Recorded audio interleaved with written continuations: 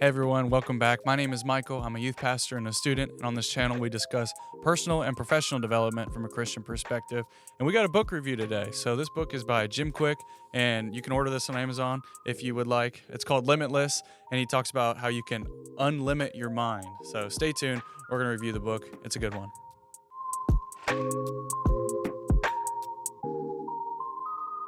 A little bit of background on Jim Kwik is that he actually had a brain injury when he was a kid, but through these different techniques, he was able to actually come back to a normal level of brain power and remembering things, and actually able to far surpass most people. And like I said, originally he had an injury, so he's really passionate about learning.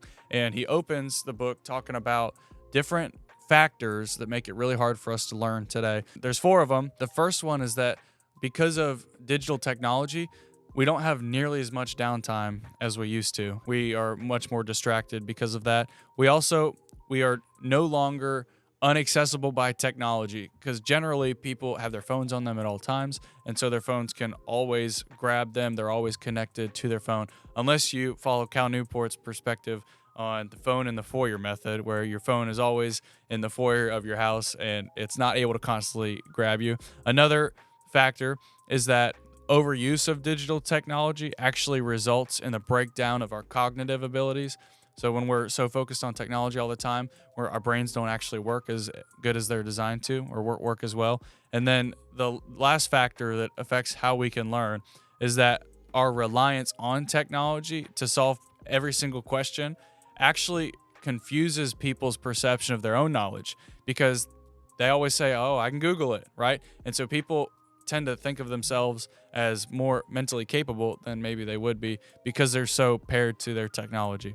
What is the solution to this problem? Well, the solution is how you view your brain and the kind of habits that you put in your life. And a huge factor of the solution to this problem is neuroplasticity, which is the idea that your brain actually has the ability to reorganize itself and to transform itself when you learn and when you have new experiences. And it's basically like your brain can reboot itself when you learn more. But that's why it's so important to learn, because your brain can't upgrade itself if you're not exposing it to the stress of learning, or if you're not forcing yourself to learn new things. Research also suggests that our natural ability to concentrate, it goes away after 10 to 40 minutes. And that's good to remember, because you want to work in intervals. And if you don't work in intervals, you get diminishing returns on the time that you put into learning a specific topic. So take breaks is the idea. Make sure that you use your brain for 10 to 40 minutes intensively, and then take breaks. With all the factors of technology, you have to make sure that you're not constantly accessible by your phone, and you're not constantly pulled from your focus whenever you're working on something. We need to understand the different factors that affect learning, and also know that our brains can upgrade themselves, and we should take breaks whenever we're studying. But the book, I'm going to break it down into three different areas: limitless in your mindset, and limitless in your motivation, and then limitless in your methods. As far as being limitless in your mindset, the way that you be limitless in your mindset is by eliminating lies that keep you from having the right mindset. And there's 7 of these lies. These are lies that affect learning. The first lie is that intelligence is fixed. So you come out of the womb and this person's smart and that person's not. When in reality, intelligence is actually a combination of your attitudes and your actions, and it's dependent on your context. So someone can choose to be an intelligent person, and they would understand that, and Jim Kwik says this a lot, it's not about how smart you are, it's about how you are smart. And as a Christian, we don't view ourselves as, oh, we just know everything. No, we shouldn't do that. But you should understand that you can choose to be a learned person in a certain field. It's not just given to you based on how you were born or who you were born from. Now, you will have certain abilities potentially, like some things are hereditary, but everybody makes a choice in what they know and what they don't know. Second lie to learning is that we only use 10% of our brains. And I've heard that a lot throughout the years, but that's not true. We actually have the ability to use all the power in our brains. And the key is to learn how to use your brain as effectively as possible. The third lie is that mistakes are failures. And the mistake is something that you did wrong learning before, or you learned something recent as far as a better way to learn or to read, and you look back, you shouldn't look back at the way that you worked on a certain area and say that's a failure. Because guys, the most effective people, they don't view things in their life as failures, they view them as learning opportunities. But if you don't change, then yeah, it is a failure because you're not improving yourself. But if you made a mistake in the past, understand that's a learning opportunity. It's not just a failure. It is a failure if you don't learn from it. So learn from it so that it's a learning opportunity. The fourth lie when it comes to learning is that knowledge is power. Jim Kwik says this a lot on his podcast as well. Knowledge is potential power, because knowledge plus action equals power. You can know everything in the world, but if you don't actually do something about it, then there's no really advantage to the knowledge. You're just an intellectual person. The fifth lie to learning is learning new things is always difficult. And the key there is always, because sometimes learning new things is difficult, but when you learn new ways to learn and you also make a game out of learning, it makes it easier and more enjoyable to learn. So learning is not always necessarily difficult and miserable. Learning can be an enjoyable experience, but you got to learn how to play games with yourself and try to see how much you can remember. Having that kind of an attitude really changes learning versus, oh, I have to be here, I have to be in this class, or I have to learn this for my job. When you view something like that, yeah, that's going to be miserable, but it's more about how your attitude is viewing that certain topic, right? The sixth lie to learning is that the criticism of other people matters. Okay, don't let it matter. Regret is actually a lot scarier than what other people think. And the seventh lie is that genius is born. So genius is not born. Genius is made through deep practice. Somebody who's really gifted mentally is somebody who's also going to be using their brain and developing those skills. It's not like they're just smart and they're not doing anything about it. They're just naturally smart. There are some things that are hereditary, but overall, if you're going to be somebody who's very skilled in a field, you're going to put the work in. So we talked about the mindset. What about the motivation? Well, the area that we're going to focus on for motivation is flow. And so you have to understand flow. And this is like it's a more modern word that just talks about being able to focus on a specific project for an extended period of time that basically breeds a very high quality of work. So there's 4 stages of flow. So if you're going to sit down and do a project, you have to understand first you're going to struggle. That's stage number 1. And then the second stage is you start to relax. So you start to get some things done. You start to relax a little bit. And then you get into flow, which is a deeply focused period where you're accomplishing a task. And then consolidation comes at the end where you wrap things up. So those 4 different stages, you want to be working through those when you sit down to do any kind of project that requires a intense cognitive focus. And in order to get into this flow state, there are certain factors that you want to leverage to your advantage. One of them is eliminating distractions. And I've talked about this before. When you sit down, you shouldn't have your phone going off the whole time you're trying to work. Make sure that your notifications are only on the apps that they really have to be, because if your phone is constantly buzzing, it's going to be pulling you. You eliminate distractions, but then you also need to give yourself enough time. When you sit down to work on a project, you want to be focused for 2 to 3 to 4 hours and you don't get there overnight. You have to work up to that, right? Your mind's like a muscle, so you learn how to focus for that long of a period of time.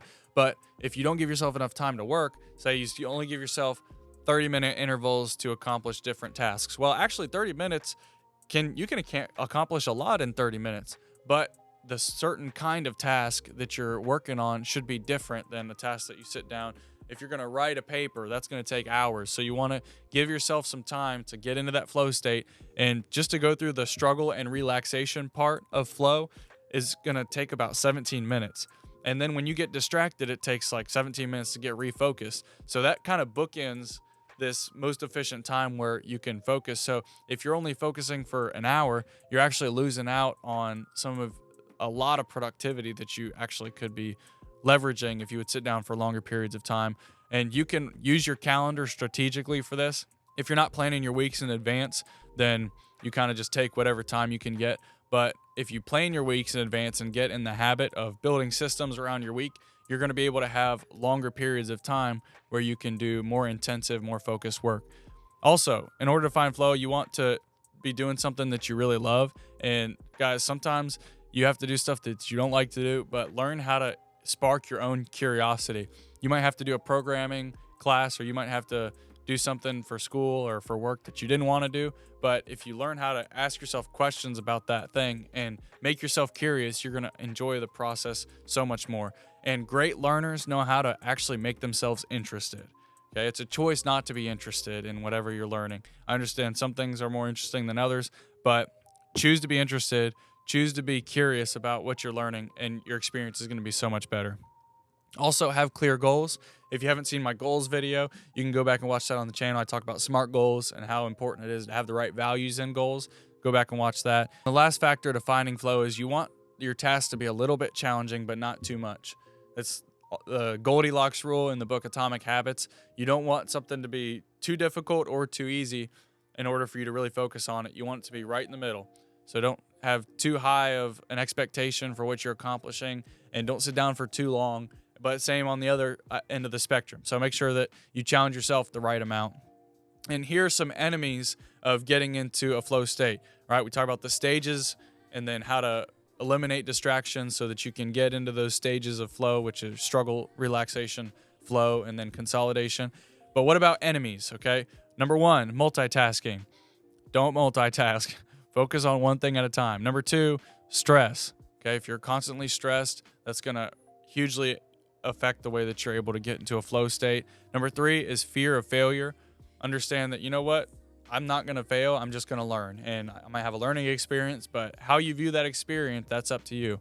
And then the fourth enemy of flow is lack of conviction, lack of understanding that, man, this is really important. And that's a skill. Learning how to make yourself interested in something is a huge skill that you got to learn. That way you can learn anything that you need to throughout life. We've talked about mindset and motivation.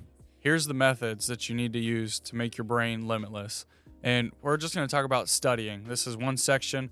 He describes studying and the best ways to study. The first thing that you need to do is employ active recall. So active recall is when you're not just passively reading your notes, you're sitting down with a question and trying to recall the answer. When your brain has to do that little bit of friction work, you're able to remember things a lot better. The second area that really helps studying is employ spaced repetition. So you actually learn by forgetting. That's a huge concept in learning. You don't just sit down and cram, and then all the things go in your short-term memory and then exit for your long-term memory. You want to sit down and study for a little bit, study in intervals over periods of time. That way you actually retain the information and it moves into your long-term memory. Also, manage the state that you're in. Okay, don't be too stressed. Don't be too tired. That's a huge factor in studying. Use your sense of smell. You can have a candle that is going whenever you're studying, and over time, if you have a quiet place that you got a little bit of caffeine, you got a candle, you got a little background music going, when you create that environment, you're leveraging what's called a habit loop that's written about in all the habit books. But it's this idea that you have a certain environment that makes your brain jump into that state where, okay, now I'm focused. Okay, when you hear that sound and you smell that smell, your brain goes, okay, it's time to sit down and focus. And it takes a couple weeks of doing the specific environment, but over time, when you smell that candle, your brain goes, okay, time to get into a focus session. And this is going to really, really help you whenever you have to study something, because you just have a routine that once that setting is good, then your brain's going to kick you right into the studying habit. So if you're going to study correctly, you want to employ active recall, used spaced repetition, manage the state you're in. Don't be too tired. Don't be too stressed. And then also use your sense of smell. Another tip for whenever you're studying is have a note card sitting next to you. That way, when you get ideas about things that you have to accomplish, you can write them down on the note card and then put it away. Because we all know that when you sit down to study, then you remember all the other things that you had to do today. So that's why the note card is important. Put those things that come to your mind on the note card, which will allow your brain to refocus on what you have at hand, knowing that, hey, I'll deal with this at the end of the time that I'm studying for. All right, guys, hopefully this is helpful. This is a book review on a book called Limitless by Jim Kwik, and we talked about your mindset, your motivation, and the methods. All of these different factors help your brain become limitless. And when you consistently work on focusing and you understand how to remove all the distractions of technology, you're going to be able to produce work that's really hard to achieve by other people because they are so distracted. And you're going to find more fulfillment in life. And you'll notice that your life isn't always busy, busy, busy. because you have things planned. You're able to sit down and not be distracted, and it's just a better way to work, better way to live life. So hopefully this was helpful. Limitless by Jim Kwik. Order it, give it a read if you found this interesting.